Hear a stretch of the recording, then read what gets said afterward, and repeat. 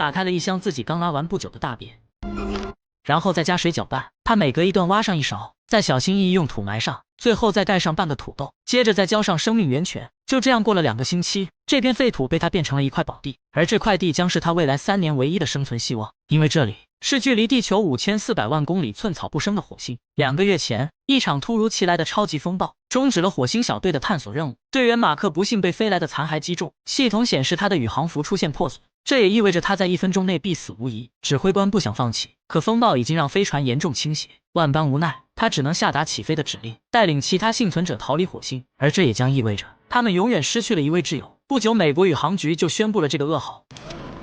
Commander Lewis and the rest of her team were able to intercept Satan with the Hermes and are now heading toward.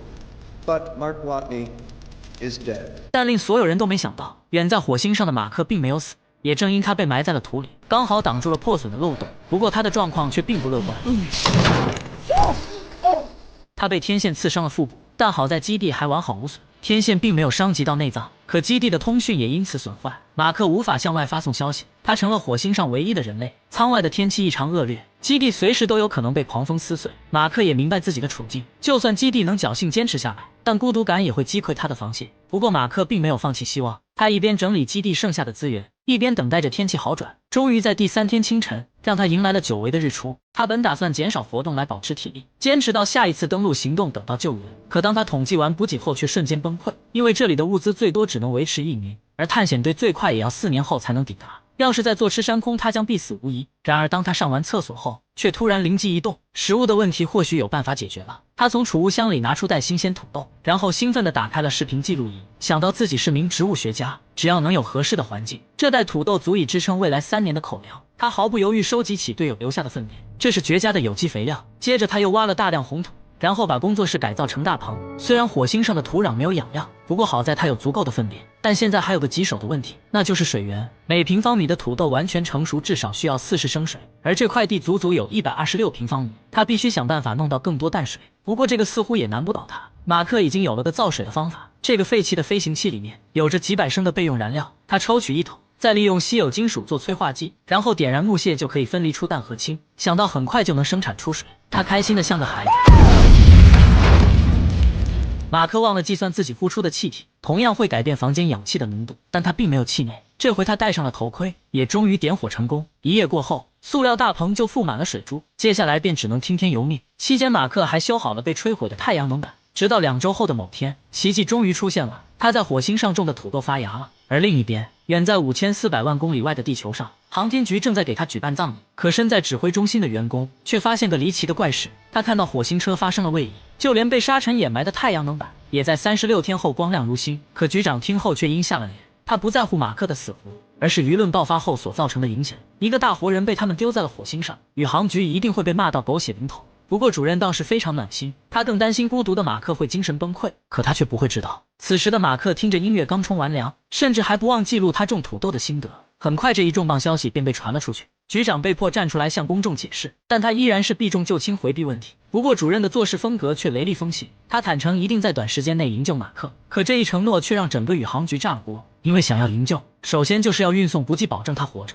可光是制造运载火箭就要花费半年时间，按照这个进程计算，马克早都已被饿死。迫于压力，局长要求3个月内必须搞定，然而他们却不会想到，马克的土豆已经成熟，果实大小甚至还不输地球上的。为了能保证足够的口粮，他又继续开始第2次播种。这天指挥中心又突然发现，马克近期的活动范围变大了不少，可他一个人到底要去哪呢？也就在所有人都一脸茫然时，主管却似乎想到了什么，他找到一张火星照片，根据他这几天的移动方向，也猜出了对方的目的。而马克的这种冒险行为，则是为了找到1997年发射的探路者号。虽然多年前他就结束了探险任务，被人们遗忘，但马克知道这台机器上有个重要的功能，那就是照片传输。与此同时，远在数万公里的地球上，主管也找到了探路者号的复制品。很快2台机器便取得了联系，但照片想要表达的能力却极其有限。为了能够建立更方便的沟通，马克利用16进制的方式，将数字和字母排围成一圈，他只需记录下镜头旋转的位置，再经过简单换算，就能准确地获得对方所传递出的信息。虽然照片传送时间需要半个小时，但他们总算是能够沟通了。在技术人员的指导下，马克将探路者和火星车的系统连到一起，如此一来，双方终于可以打字聊天了。然而当返航4个多月的队员得知他还活着时，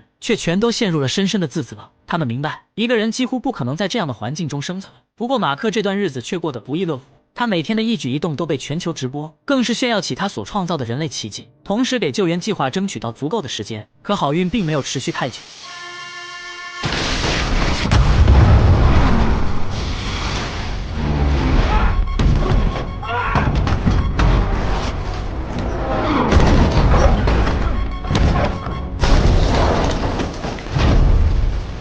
由于施压舱发生故障，大半个基地被瞬间炸飞。好在有宇航服的保护，马克才捡回了一条小命。可他的土豆却没那么幸运，仅仅几秒便被冻死。他的续命计划也宣布破产。噩耗很快便传到了地球。以他现在的食物储备来算，马克最多还能活200天。就算一天只吃一顿，他也不可能坚持到物资送来。不过马克并没有放弃，他用塑料布封住了断裂的舱门，总算恢复了基地的功能。同时他也开始清点起物资。与此同时，局长也开始坐立不安。面对媒体和社会的多重压力，他下令必须在45天内发射火箭。虽然时间紧任务重，但一架装满了物资的火箭还是准时升空。可就当所有人都高举双手欢呼时，意外却发生了，而这就等同于宣告马克的死亡。得知噩耗的他也陷入了绝望。马克知道4500万公里意味着什么，他现在唯一能做的就是写好遗书。可也就在所有人都束手无策时，一位星际运动学的天才少年在超级计算机旁苦守了10天后发现了转机。That this stapler is the Hermes, and you are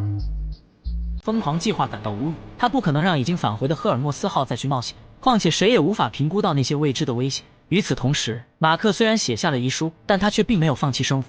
虽然生命已经进入了倒计时，可他还是在为人类完成一个又一个实验，并将这些数据传回地球。他的乐观感染着宇航局里的每一个人。而另一边，赫尔墨斯号也即将抵达地球轨道，可他们却收到一条神秘邮件，上面清晰记录了那个天才少年的详细计划。既然局长懦弱不愿承担风险，那为何不让天上的人来自己决定？在开了短暂的集体会议后，他们更改航线，切断了地面的控制权。被逼无奈的局长也只好同意。消息很快就传到了火星，但马克在幸福之余却提出了疑问：宇航局如何在短时间内给飞船配送补给呢？不过这个问题局长早已解决，他已经第一时间来中国寻求帮助，物资再一次被装满火箭，也成功同赫尔墨斯号对接，飞船全速奔赴火星。转眼半年时间已经过去，而此时的马克也变得骨瘦如柴，距离飞船抵达还有100天，他也已经做好出发的准备。马克带走了所有的物资，他必须在有限的时间内赶到发射基地。在这段漫长而又陌生的路程中，他每天只能行驶4个小时，而其他时间要用太阳能给车辆充电。就这样周而复始不断的重复。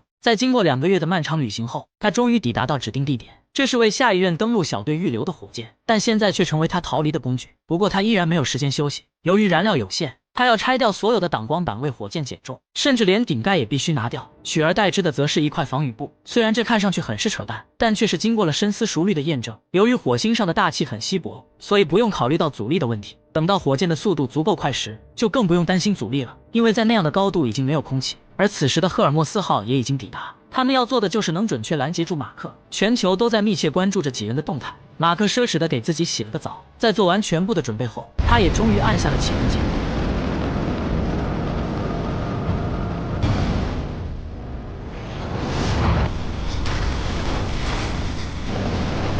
巨大的加速度使他昏厥，不过好在进入太空后，他也顺利从昏迷中苏醒。但现在又出现个大麻烦，飞行器速度实在太快，并且也偏离了预定轨道。为了能够顺利接到它，指挥官做了个疯狂的决定，他要冒险飞出去200米远，才有可能抓住高速飞来的马克。很快飞行器也出现在他的视野，可安全带却已经到达了极限。但这样的距离，2人将会成功错过。为了能够抓住他，指挥官必须解开安全带。然而马克却不允许任何人为自己在冒险，他果断刺破手铐，再利用氧气作为推进器。在历经500多天后，他也终于同队友团聚。